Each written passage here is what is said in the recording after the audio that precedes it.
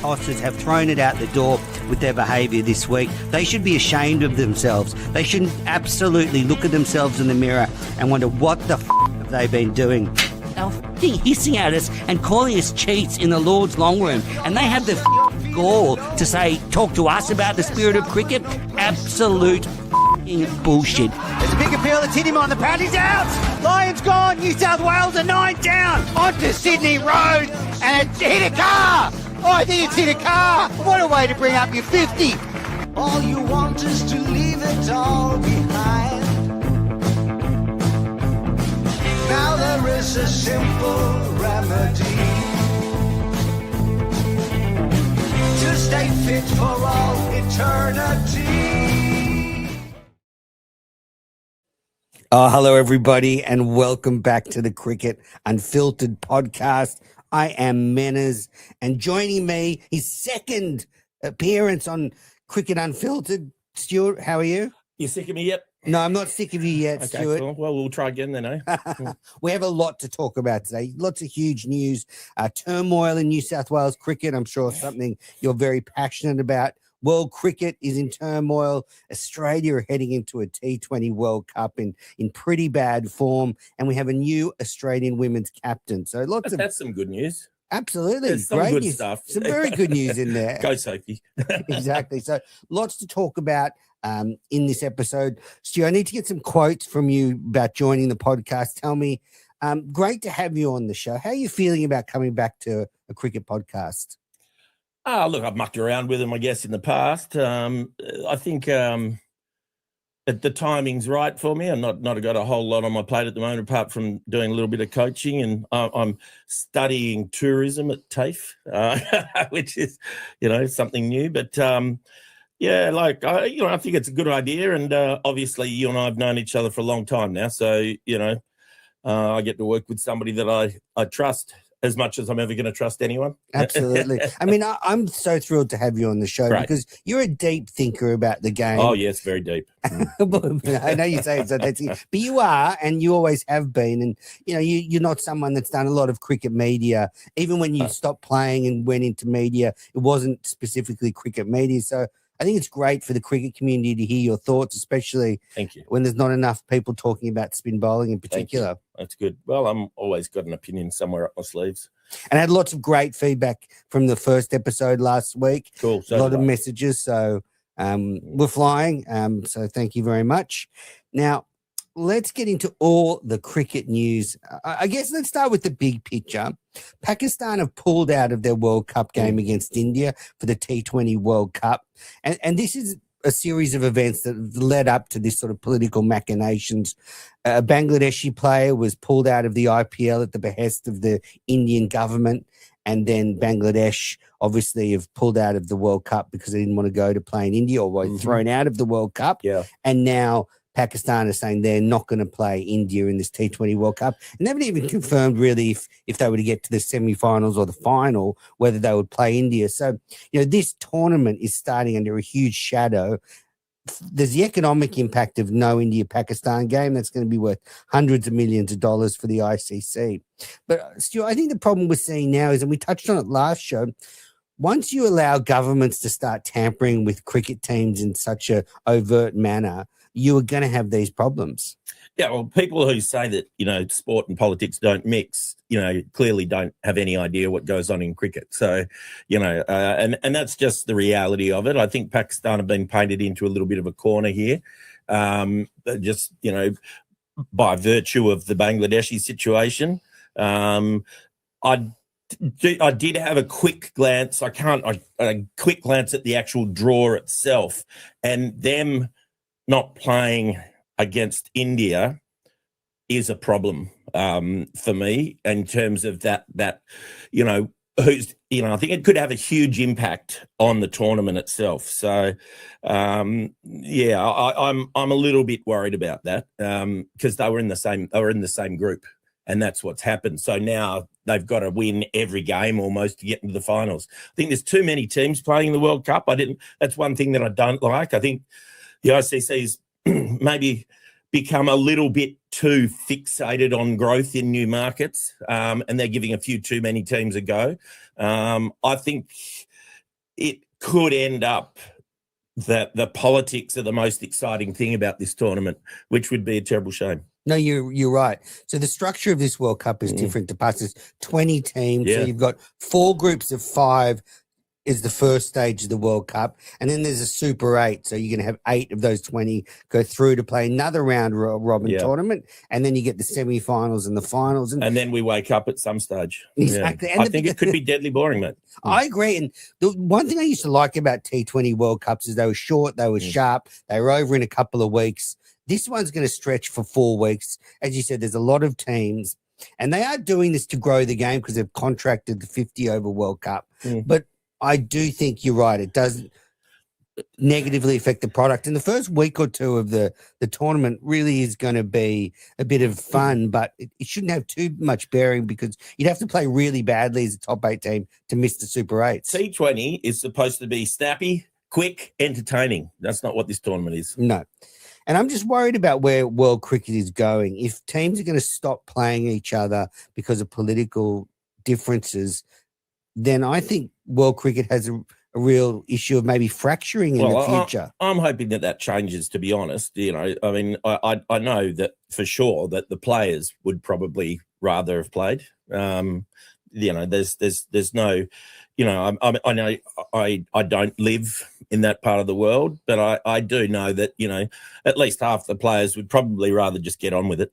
You know, most of the players I knew didn't really want to get involved in the political side of things. So, you know, there's always going to be players who really just want to play the game. And I think that's probably a good thing. And I think ultimately, hopefully that will make an impact on the political landscape. Yeah, I hope so. But this could be a real, I guess, divergence in world cricket. I don't think so. You don't think so? No. I think it's definitely a moment in time, but I don't think you're going to see a split, and, you know, certainly not with, you know, additional voting members popping up daily. Yeah. And I guess if I'm trying to have sympathy with, I guess, one side of this, I'm siding slightly with the Pakistan side, and Indian cricket fans don't come for me, but I just think India are going down this path where the BCCI is so closely tied to its government that it's making it very difficult for other nations to not react in the way Pakistan has. So, you know, I think Indian cricket needs to divest itself from being so intertwined with the government and just worry about cricket. Well, look, as I said last week, just because you've got the most cricket players doesn't mean you own the game, and that's my only real feelings on the matter. I think we're lucky we've got, you know, players all around the world who would just like to play against the best teams, you know, and these small countries and cricketing nations that are involved in this tournament, I know they want to play against the best teams too. So there's always going to be opportunities there for teams to do it. And I'm hoping that India and Pakistan can kiss and make up at some stage. I think we all do, because they're such great contests. We only see them in World Cups, and, you know, world cricket needs the finances from those games to fund the game. So, so the T20 World Cup starts this week, 20 teams, round robin tournament, but let's focus on the Australians. Sorry. 4 groups of 5, then the Super 8s, then the semi-finals. So it's 4 weeks. Let's talk about the Australian team. They've made some changes to the T20 World Cup squad. Pat Cummins is out. Yeah. And he actually made a media appearance yesterday for Amazon Prime where he was talking about how, you know, had the IPL and the T20 World Cup been swapped around, he still would have missed the IPL. Yeah. Because he's just not ready yet. He's just not. This is nothing to do with him wanting to play the IPL. He's just not ready at this point in time. Exactly. So you have to take it on face value. He said he had a little minor setback on a scan, which is meant he can't play in this T20 World Cup. There's no way I'm going to let you look me in the eyes and say that you don't believe Pat Cummins, because that's a joke. So, you know, just get on with it, mate. Move on. We're done with that. I didn't say I didn't believe it. Zip it. But I would say with Cummins, it's actually not a bad thing for Australia's side because he hasn't played a lot of cricket. So you drop him into a T20 World Cup. He's a very good T20 bowler, but he's not tuned up for T20 cricket at the moment. No. So that's rubbish too. I don't know what your problem with Pat is, mate. I don't have a problem. You know, with we'll Pat. never get him on if you continue down this path. Pat. He's great in all forms of cricket. His Yeah. record suggests that he's great in all forms of cricket, and it's actually a devastating loss that he's not involved in this side, because it means that we're going in with an underperforming attack, and even Haifa, Hazelwood's not playing, so for the first couple of games anyway. But I think that the biggest thing is which we're going to say next is that we're going in with a new team that's underperforming and has been humiliated in the past couple of weeks. Yeah, absolutely. Yeah. Also, so you're right. Cummins out. Ben Dwarshuis has come in. He's a great bowler. Great bowler. Josh Hazelwood to miss the opening rounds of the tournament. Now, I actually like this move because... What, like an injured player not playing? No, I like keeping Hazelwood back for You're stumbling a little bit today, Manners. Come on, move on. No, so what I like about Hazelwood is Yeah. if we get to a semi-final against India, say, the best Sure. T20 side in the world, Hazelwood's a guy that can blow that game open. Sure. He can knock the top order over, Yeah. and all of a sudden... But once again, I'd like him to play the whole tournament. Yes. That's my ideal world. Yep. So that's the way I'm looking at it. And I, because I think that, it's just difficult to expect. I mean, there's no guarantee that Australia's going to get through to the rounds that Hazelwood's proposing to play. There's no guarantee of that at all. Yeah. So you think they should just pick someone fit who can go now? Well, they have picked someone fit who can go now. That's what they've done.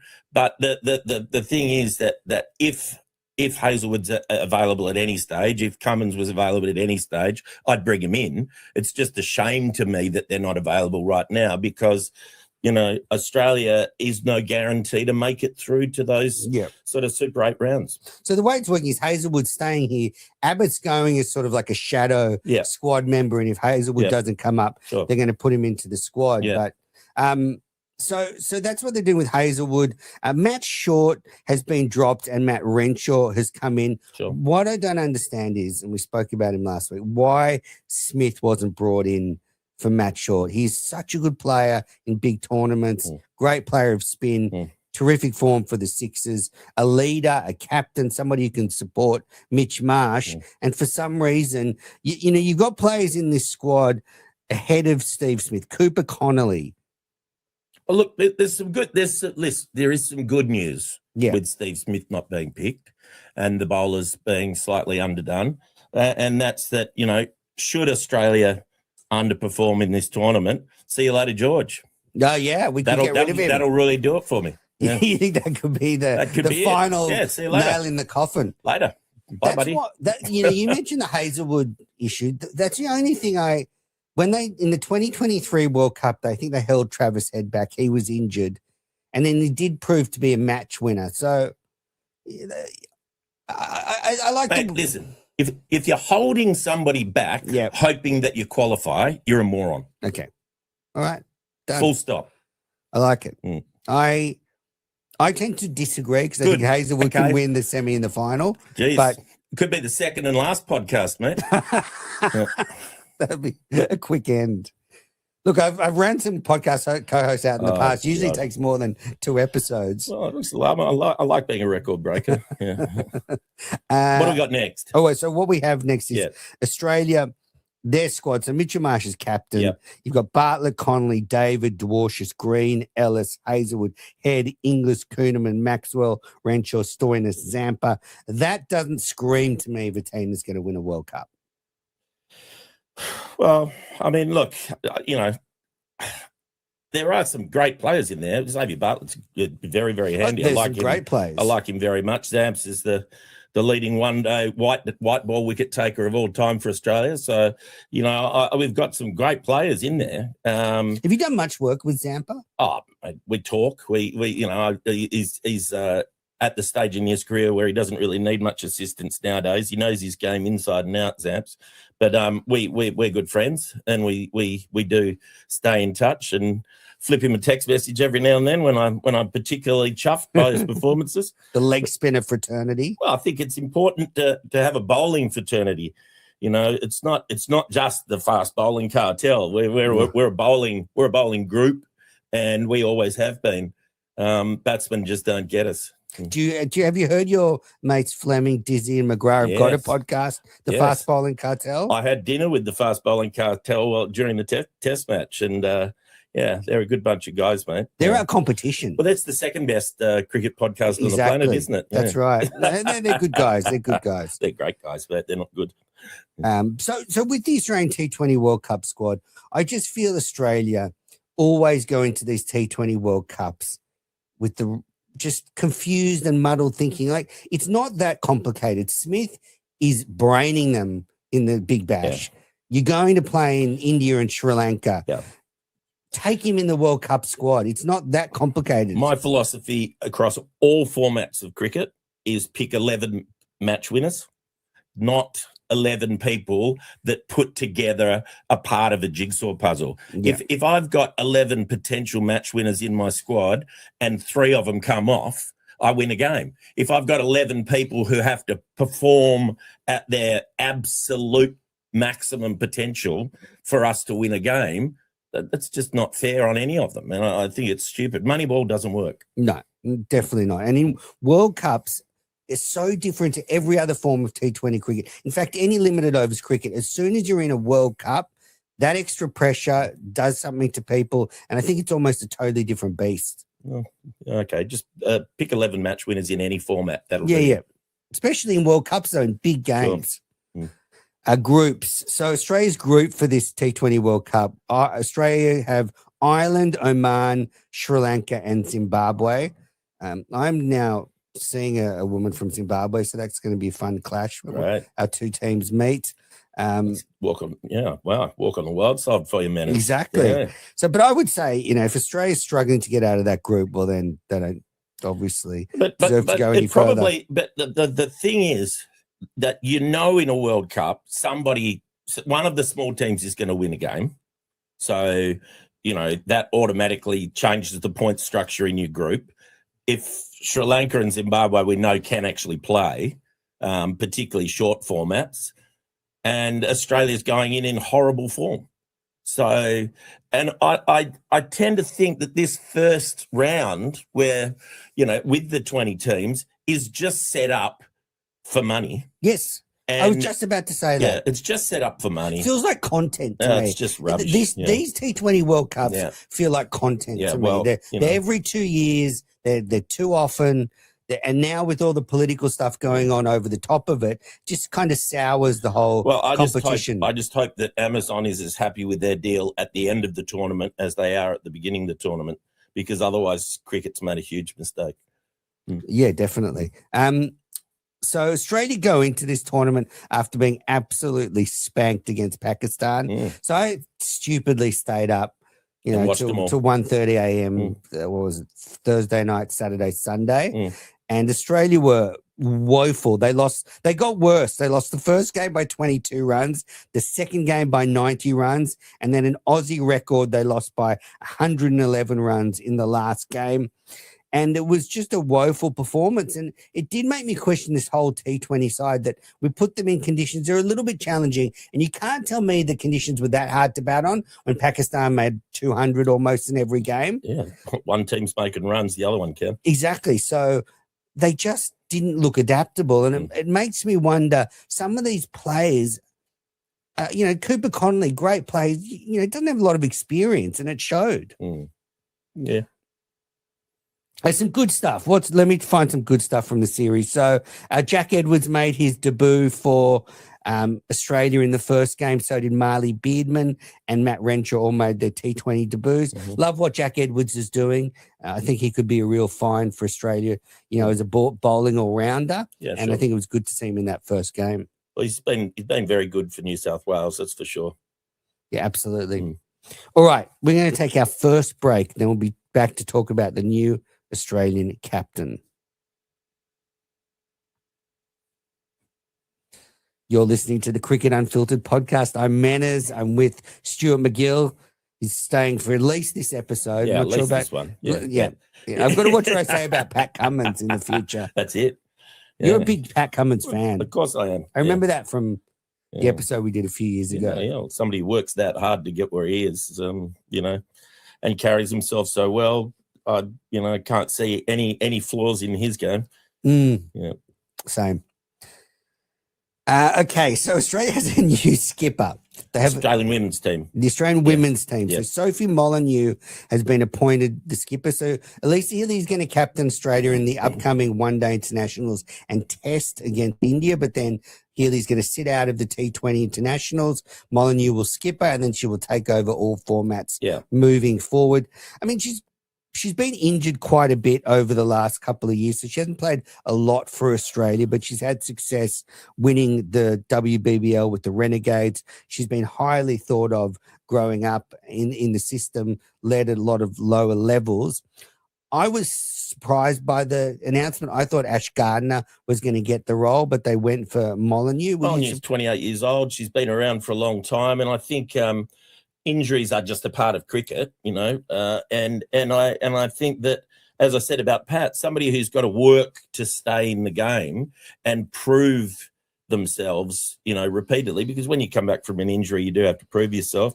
I think she's super qualified. Yeah, I agree. And I think they've always had her in their eyes, held them high esteem because, for example, Jess Jonathan, similar type of player, they moved her on a few years ago and they brought Molineux in. So clearly she's always been favoured. Sean Flegler, the head of selectors, said that one of the reasons she was picked was her calmness both on and off the field, and that's a desired trait they're looking for after recent World Cups where they lost a couple of semi-finals. So Ash Gardner will co-vice captain all three formats alongside Talia McGrath, and both of those applied for the top job but missed out.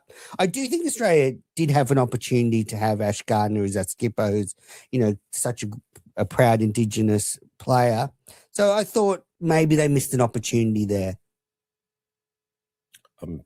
I've already said what I think. I'm not gonna just back you up on everything. No, you don't have to back me up. I think Sophie Molineux is a great choice. I think she's a great choice. I think she'll do well, but I did think they maybe. And if you cut that pause out, I'm going to find out. You know that, don't you? There's going to be no editing of the pauses. So look, it's a really exciting time for Australian women's cricket. It's great. They've got the series against India coming up. The multi-format series, a great opportunity to say goodbye to Elisa Healy, and then there's a T20 World Cup. And Australia, after fluffing their lines in the last two limited overs World Cups, this is sort of a chance to turn the page. Well, there's some good players floating around. That's the problem. Internationally. So yes, so at least we know they're picking our best side. That's for sure. Question for you. Yes. What do you think of wicket keepers as national captains? Because I'm glad we've moved away from having a wicket keeper as a captain. Are you suggesting that Elisa Healy was a bad captain? No, I'm just sort of theoretically, I think it's a lot to ask of a cricketer, whether it's a male or female, to be a wicket keeper, a batter and captain. Well, look, the reality is this, Menace. The wicket keeper, whether they're officially the captain or not, they often run the team on the field. So, putting a C next to their name, I wouldn't have thought really bothers them too much. It helps to have a couple of voices on the cricket field, but if you ask any captain of any team on the planet, they'll always say the wicket keeper is vital to, tactically. Absolutely. So that's probably inconsequential. I want to ask Gilly about this because he used to say, I didn't want to be captain of Australia because it was too much doing all the roles. Yeah. But then when Payne was captain, he kind of backed off that to support Payne. Well, I played in a test match when Gilly was the captain. I mean, he did it. Oh, you could do it. Just long term. As I said, my argument is that they do it anyway. Yeah. They're thinking tactically. They're not just watching the ball; they're thinking tactically the whole way through because they're looking at the bowlers and the batsmen, and they're doing a job there in any case. Right. Mm. The extra stuff of captaincy just adds a lot. So I'm glad, like the toss of the coin. That's pretty tough. The press conferences, really the hard. meetings. Oh, so hard. Yeah. You know that everybody's got to be at the meetings anyway, right? Yeah. We're going to argue this whole podcast. It is. It's going to be the worst podcast ever. No, it's going to be the best. Who was the best wicketkeeper who kept off your bowling? Ian Healy was the best, but I was lucky. Healy, Gilchrist had, and I had some pretty good keepers. Actually, Pete Neville was special as well. Graham Manu was good. I don't think I had a bad keeper. Fantastic. Yeah, I was pretty lucky. But Ian Healy's the best of all time. Yeah. There's no doubt about that. Yeah, great gloveman, Yeah. friend of the show. So that's Australia's new female captain. Now the news that I'm sure you're very passionate about, and this is one about New South Wales cricket. Greg Shipperd was axed on the weekend by the CEO, Lee Jamon. So Shipperd was axed as Sixers coach straight away, and he will finish the season with the New South Wales Blues. They've got 4 Shield matches left, and then he'll be moving on. He had 1 year left in his contract, but Lee Jamon has decided that it's time to move on now. He didn't see the culture changing enough within the New South Wales team, so he said he wants to make a change. What was your initial reaction when you heard the news? My initial reaction, I've known Greg Shipperd for years. So he's a WA boy as well originally. So he played against my dad, and so I've known him for a very, very long time, and I like him very much. And I flicked him a text message after I heard the news. I think that the sacking is inconsistent with the message that Lee Jamon has sent. He said something along the lines of, he wasn't satisfied that we were playing to win enough. We weren't prepared to lose a game to win a game, something along those lines. And I think that that's been the way that New South Wales has been playing its cricket for the last 5 or 6 years anyway. So what's different now? That's the inconsistency for me. I'm wondering whether or not other people are looking after their jobs by moving Shippy on. If there's an age component to it, which I'd be surprised if there is, because Shippy seems to be moving pretty well and he's across all formats of the game. Why did they re-sign him for 2 years? Because that's what happened. He got a 2-year extension this year and next year. And then 7 months later, they pulled the pin. Yeah. So there's something not right with what Lee Jamon has said. And I'm not comfortable with it. Yeah, it's a really good point. So in isolation, the Sixers have done very well. They've made second 3 of the last 5 finals. There we go. Winning. You can't complain about losing 3 of 5 finals. That's not a coach's issue. That is, you've got a good culture. If you're making finals as consistently as the Sixers, Shipperd is doing a lot right. So immediately you're axing one of the most successful. Culture can be a warm and fuzzy comment, but there's nobody who has played with or under Greg Shipperd that has been distanced from him or uncomfortable with him. He talks to all of his players. I've seen him talk to players who have only played a game or so with him, and he treats them as warmly as he treats, somebody who's played 100 games with him. So, and the mere fact that he's coached 3 states is a sign that culturally he's pretty good, I'd say. Absolutely. So as I said, there's something wrong with what Lee Jamon has said. Yes, and if you look at the Sheffield Shield, so the Big Bash, it's a big loss losing a successful coach. Sheffield Shield, there are 4 games left. There are 6 teams in the Shield. 1 team has won 5 games, Victoria. 4 other teams have won 2 games. One of those is New South Wales. So you are saying, as Lee Jamon, you are basically saying, I don't think you guys can win the Sheffield Shield. Yeah. We're going to sack the coach now. But you've got my full support. Even though you are literally on the same amount of wins. Yeah, it's 5 teams. As 4 teams. Yeah.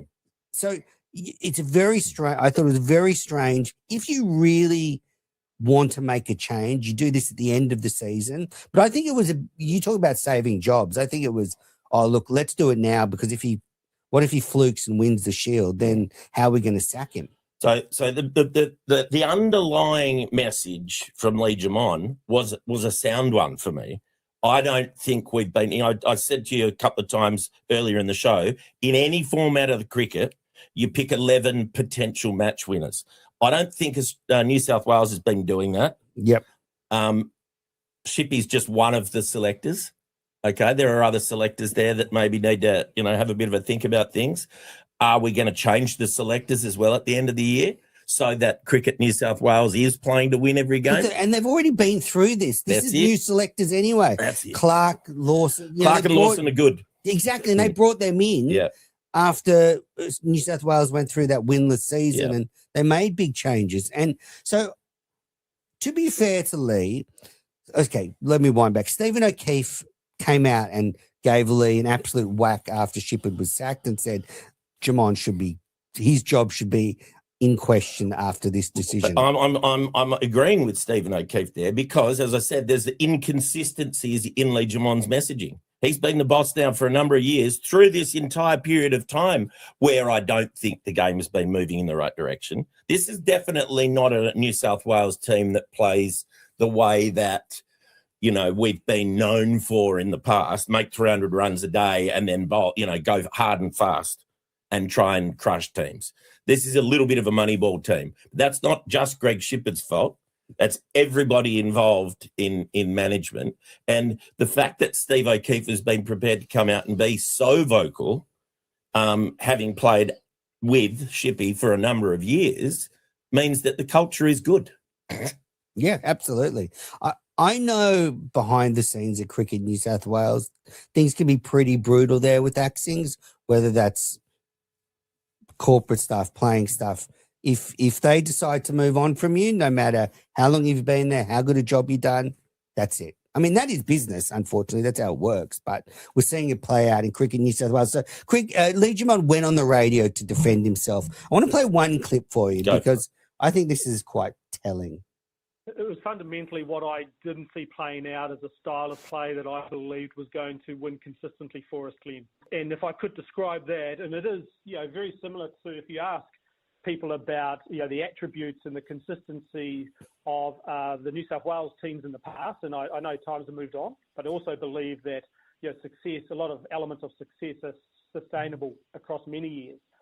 It's the mentality, the positive, open mentality, the preparedness to lose, to win matches, that we step into a contest. We don't wait for the contest to happen to us. And although these may sound cliches, they're really important reasons and ways of playing. It's a style of playing that I wasn't seeing out on the field consistently enough to give me that confidence. It was fundamentally what I didn't see playing out as a... So this is the inconsistency with what he's saying. So the reasons that he gave, they're great reasons. They're really good. Lee Jamon's been the CEO for a bunch of years now. So I'm telling you that the reasons that he gave are great, but they've been playing exactly the same way for 5 or 6 years now, even possibly longer. So I don't know why he suddenly decided that, you know, hang on a second, I'm wrong, therefore I'm going to sack somebody else. I like Lee, but what he's saying is inconsistent with the way he's behaved over the last 5 years. Mm.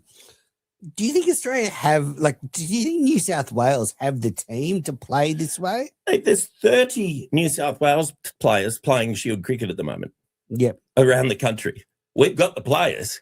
We're keeping them. I don't even mind if they go elsewhere. That's fine. We're definitely churning out enough players to play in a winning Shield team. There's no doubt about that. Yep. Absolutely no doubt. Yeah. Lee Jamon definitely felt the pressure, though, from O'Keefe's comments, because he did say something on this interview. I should have clipped it up, but he talked about when he was at Northern Districts, maybe in New Zealand, yeah. And they'd done the same thing. They'd, produced international players and won local competitions and done everything that New South Wales cricket used to do and he wants them to do now. And I was just like, it's Northern Districts. Like, it's not, you can't compare it. Well, mate, it's a first-class team. It's good. It's a good club. I know, but it's not cricket. Cricket New South Wales is probably like the premier domestic organisation in the world. Well, and it hasn't been for the last couple of years, and Lee Jamon's been the boss. Yeah. Yeah, so I as someone who's commentated, covered New South Wales cricket very closely, I think this has been butchered, handled awfully badly. Wrong timing. Shipperd feels like the fall guy, the scapegoat. And I don't think things are perfect with the New South Wales Sheffield Shield side. And, there's a few little issues floating around there, but I don't know if axing Shipperd right now is going to solve any of those. And what it does do is it really stuffs this season up. If they want to pick match-winning players, I'll be a selector because because that's the only thing I'm interested in. I want 11 potential match winners in every single New South Wales team. Yeah. That's all I want. I do not want somebody who's going to, bowl a couple of darts up one end and bat at 8. I don't want that player. Yeah. Okay. I want 11 potential match winners in my team. That's it, full stop. And he needs to find the people who are going to pick those teams. And for the last 5 years, he's been the boss of a group of people who have been playing Moneyball, and Moneyball sucks. Yeah. All right. So no Moneyball fans. No Moneyball. No Moneyball for New South Wales cricket. No Greg Shipperd for New South Wales cricket. Which is a shame. Yeah. I would say Lee Jamon, you're in trouble. I reckon Lee Jamon's in trouble. I can't see him lasting too much longer. Wouldn't have thought so. All right. So Lee Jamon axes Greg Shipperd, who's been on the show a few times. I love Greg. Right. He's he's made a huge contribution to Australian cricket. He definitely has, mate. He's coached so many players. Been in cricket for 60 years. So he's a huge loss. And I hope he finds a new spot, whether it's just coaching a Big Bash team. I think he could really turn any team around. Well, the Stars haven't won yet. Exactly. Yeah, there we go. That's it. All right. Last story before Can't Let It Go. This is the gift that keeps on giving, the English cricket team. Sure. So since our last show, Harry Brook, who was busted out at a nightclub the night before a one-day international in New Zealand, got clocked by a bouncer, said at the time there was no players with him, but then he admitted last week that actually Josh Tongue and Jacob Bethel were with him. He wasn't alone. So he's been busted now for 2 cover-ups, and I would say his position as England white ball captain would be pretty tenuous. Well, look, I mean, we just have to wait to see. As I've said to you a couple of times, I think the only reason that, Rob Key and Baz have still got their jobs, and Stokes for that matter, is because they're going straight into a World Cup. I'd say if Harry does well in the World Cup, well, then everything's fine, because that's what happened with Stokes. It's true. So, winning solves everything. Winning solves most things. That's but for sure. What do you think, though, about this whole sort of murky cover-up where you got Brook out? If your captain's out on the sauce the night before a game, which when your playing days probably happened, I'd have probably been with him. Yeah. In your playing days, that would have been quite common. But these days, out on the sauce, like get clocked by a bouncer, then put under the spotlight, you're lying. Like, it doesn't scream to me captaincy leadership material. No, look, there's definitely issues there. I'm not going to sort of throw stones. Somebody's out the night before the game, though, because that was sort of, my modus operandi. But times have changed. I mean, when you played, it's T20 cricket. I mean, if you can't bowl 4 overs after, having a few drinks, you're a joke. It was a one-day international. Oh, so you can't bowl 10 overs. I mean, listen, I'm not particularly worried about it. Yeah. I mean, every person is different. Every person handles themselves differently. I'd say the issue here is actually probably the altercation rather than the venue. If he'd been clocked by a bouncer at midday, it's still an issue. And I think that's probably what we need to look at rather than anything else. Yeah, that's true. Just the whole thing for me, I think there could be a clean out after this T20 World Cup. Depends who wins. Exactly. If England win it, then they'll forget about the Ashes. The Ashes won't matter. Yeah. Well, that's all the big cricket news from this week. Just want to wrap it up with Can't Let It Go. That little bit of cricket news just can't let go through to the keeper. What's that? Well, Shield starts tomorrow. Okay. So you've got 3 rounds. Yep. New South Wales, South Australia in Sydney, Victoria hosting Queensland, WA hosting Tasmania. As I said, Victoria are way out in front with 5 wins and 1 loss. Then Queensland, South Australia, New South Wales and Tasmania all have 2 wins, WA 1 win. So that second spot is totally up for grabs. Yes. I'm on my way to New South Wales training now, and I know they've been training very well. Even the squad players who weren't involved in Big Bash have been doing a lot of work outside of the New South Wales framework. Well, inside New South Wales framework, but not with the rest of their teammates. They've been all ready to go. Yep. I've all been playing grade cricket. The squad is good. And Tanveer Sangha is who I'm going out to see now, and I'm really looking forward to his last 4 games of the season because it's an unbroken run for him, and I think he's in great form, and I'm very excited for him. I think this could be the making of him in red ball cricket. Absolutely. Well, is Tanveer more like a top spin leg spinner, or does he have the every wrist spin bowler's got the opportunity to do everything?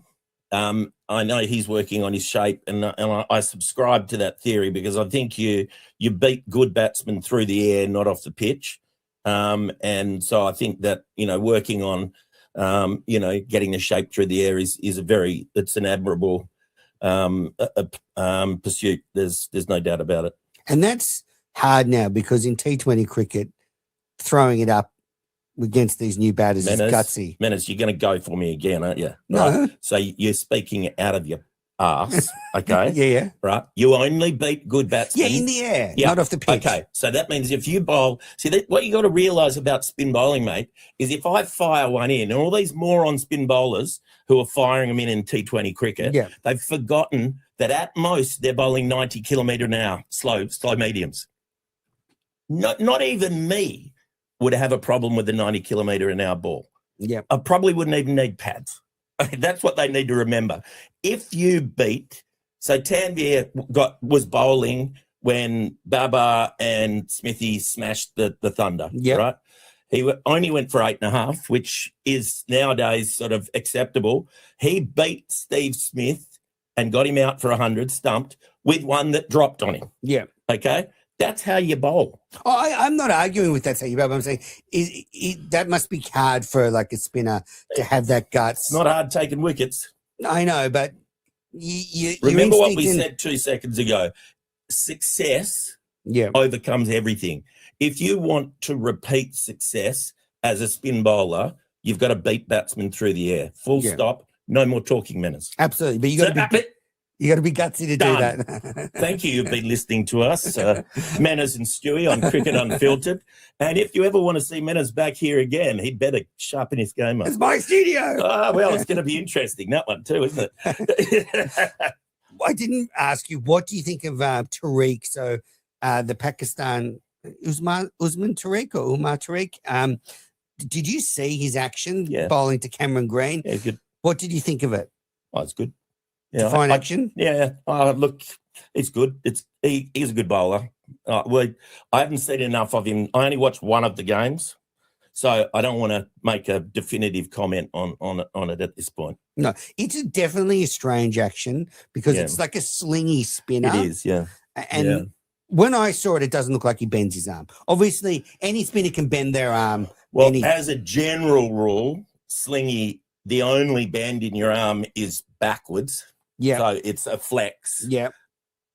But the laws are murky on that. But as a general rule, if you're a slingy bowler, fast bowler, spin bowler, anything, it means you're not bending it forwards. Yeah. As a general rule. And he comes really around the side. As a general rule, you would say no, but I haven't seen enough of him to make a comment, and I think he's a fine bowler at this point. And then Cameron Green comes off the field, he gets out and he sort of imitates the action and he does the imitation like Tariq's like throwing a baseball pitch, which he doesn't. No. He clearly doesn't. No.